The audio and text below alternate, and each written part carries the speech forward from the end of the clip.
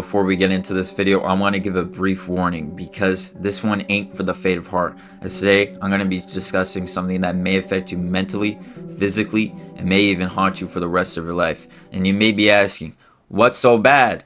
Gooner Anime. These unholy creations have plagued the community for as long as time itself. They have tormented anime enjoyers ever since they released and have caused many to look down upon actual good shows like Bleach, One Puzzle, and more.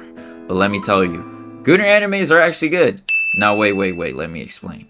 People nowadays have always had a viewpoint on Gooner animes being bad, immature, and I'm one of them. But recently, I watched High School DxD. Now before you say you can smell me through the screen, just know I used Old Spice when I showered, but also that it's really not that bad. And you might be asking, well, how are they not that bad? Well, to answer your question with another question, what makes a bad Gooner anime? First, we're going to separate the two of this question because I just feel like they're two very different topics, because I just feel it makes more sense. One being the degenerate ones and two being the okay ones, because with the okay ones you can take away all the fan service and still have a decent show, but with the degen ones, they're a lost cause. In degenerate Gooner animes, every episode is hard to watch as most of the main characters and main gimmicks is just a guy falling onto a woman's chest, panty shots from space, and studios with thousands of dollars just animating slow-mo boob jiggles like it's a national sport.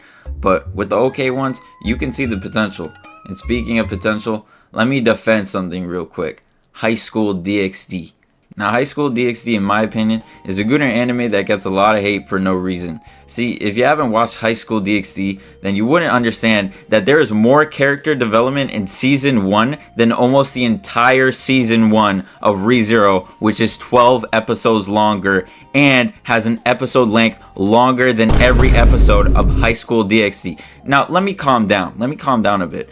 But if we separate all the boobs, fan service, Rias Gremory sleep scenes, we are left with a show about a boy who actually grows stronger and pushes himself because of a woman, which is actually pretty okay. And before you say it's weird, just remember that literally every other shonen main character guy has done something for a woman at some point in his life.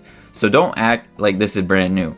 And many other shows that are more popular than High School DxD start off this way too. And not to mention, it's also a story about a young kid who grows stronger and even finds happiness in his own life, which I respect. Now don't get me wrong, not all the Gooner animes I've seen are like this, but some are now. And to save me from talking 3 hours and sounding like a Discord mod, here's a brief explanation of what I'm trying to convey quickly and concisely without sounding like a Gerbert. So, Gooner animes where you can separate the fan service are okay. Now, this saying, although may be smart in my eyes, does leave the playing field open, as some don't live up to the legacy of High School DxD has made, like Mushoku Tensei. Now listen, if you are still a fan of Mushoku Tensei, it's either because you haven't got to season 2 or you haven't read the manga, because the things this man does, bro, like if I was his father and if his father was still alive, spoiler alert, I'd smack his little ass. But in all seriousness, these animes are the epitome of bad, as they're trying to be something fun, enjoyable, relatable, and relaxing, but they literally just leave you wishing you never spent time watching them. Like, for instance, the only special things and funny things in these animes that really keep your attention is them having a fight scene or the same scene 6 times where the guy walks into the girl while she's changing as a joke. Now I get it. Some of these are funny, but they're only funny the first time. Like, I'm not even kidding. And I swear, the writers of Mushoku Tensei don't know when to stop, as in so many episodes they use the joke, especially in the jungle arc, where he's playing with his monkey while he watches little girls and then he gets caught. Now, they do this so much that now when trying to watch the show in season 3, it feels not funny, it's just bad. Now maybe I'm getting angry, maybe I'm just getting pissed, maybe these shows aren't that deep, and these are the same thoughts I thought while writing this script, and to be honest, I probably was right. Now I know, some people watch it for gags or to relax, but let's be honest, do you really enjoy watching this?